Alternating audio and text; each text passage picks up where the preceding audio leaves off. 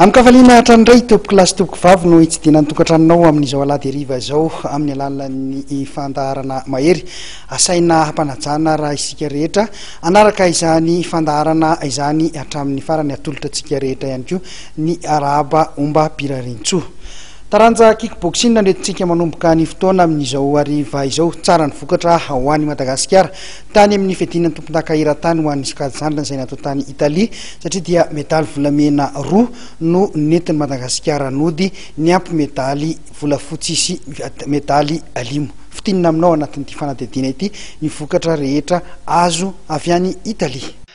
Tsara ny vokatra ho an'ny Madagasikara teo amin'ny fiadinan'ny tompon-daka eran-tany ho an'ny sokajy junior eo amin'ny taranja kickboxing izay notanterahana tany Italia nanomboka ny 9 ka hatramin'ny 17 septambra teo.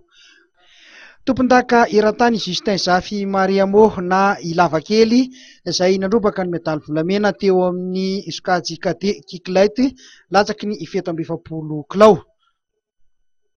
Razana bahoaka Faratina voaositra tompon-daka eran-tany ihany koa teo amin'ny low kick ho an'ny latsaky ny 12 kilao.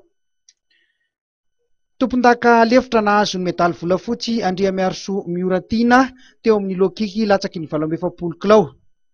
Mbola tompon-daka lefitra ihany koa medaly volafotsy Randriamanantena Alain teo amin'ny low kick latsaky ny 17 kilao.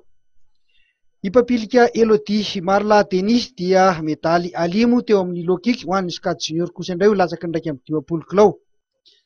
Randrianena Avitra Njakatiana Erika medaly alimo teo amin'ny full contact latsaky ny 12 kilao. Rakotona Valina Rokaya Moussa medaly alimo teo amin'ny full contact latsaky ny 12 kilao. Ranevson Rojilalaina medaly alimo teo amin'ny full contact latsaka ny 17 kilao. Izay zany no vokatra tonga eto ampelatanana tamin'ity fiadinan'ny tompon-daka eran-tany sokajy junior ity. Eo amin'ny taranja tenisy mbola tsara ihany koa ny vokatra satria amin'ny fandraisana anjarantsika any amin'ny Coupe Davis dia tafiakatra ao amin'ny groupe 2 i Madagasikara rehefa nahazo fandresena roa sy faharesena iray nandresy ny Algérie-tsika teo amin'ny lalao manasa-dalana tafita ao amin'ny groupe 2 zany tsika amin'ny fiadinan'ny Coupe Davis amin'ny taona 2012 sy 2000 Zimbabwe moa no miaraka amintsika amin'izay fiakarana ao amin'ny groupe 2 izay. Tafiakatra ao amin'ny groupe 2 indray ny ekipa malagasy eo amin'ny Coupe Davis eo amin'ny taranja tenisy izay notanterahana tany Egypta ho an'ity taona 2012 ity. Nandresy any Algérie-tsika teo amin'ny lalao manasa-dalana ka dia izay no nahatafitatsika ho amin'izay ao amin'ny groupe 2 izay indray amin'ny taona ho avy. Ny volana février 2012 moa no ilalao amin'ity fananana Coupe Davis ity indray isika sy Zimbabwe zany no fantatra fa tafita ao amin'izay groupe 2 izay. Teo amin'ny vokatra ary dia fandresena roa no azontsika nanoloana ny Algérie teo amin'izay lalao manasa-dalana izay.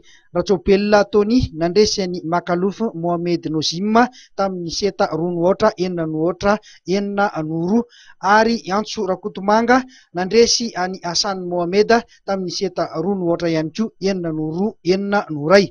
Raha ny vokatra azon'i Madagasikara teo amin'ny dingan'ny fantsanana dia nandresy ny Nigeriatsika 2-0 izay nahazo fandresena roa isika izany. Nandresy ny Congo ihany koa tamin'ny fandresena 2-0 ary niondrika nanoloana ny Zimbabwe kosa na 2-0.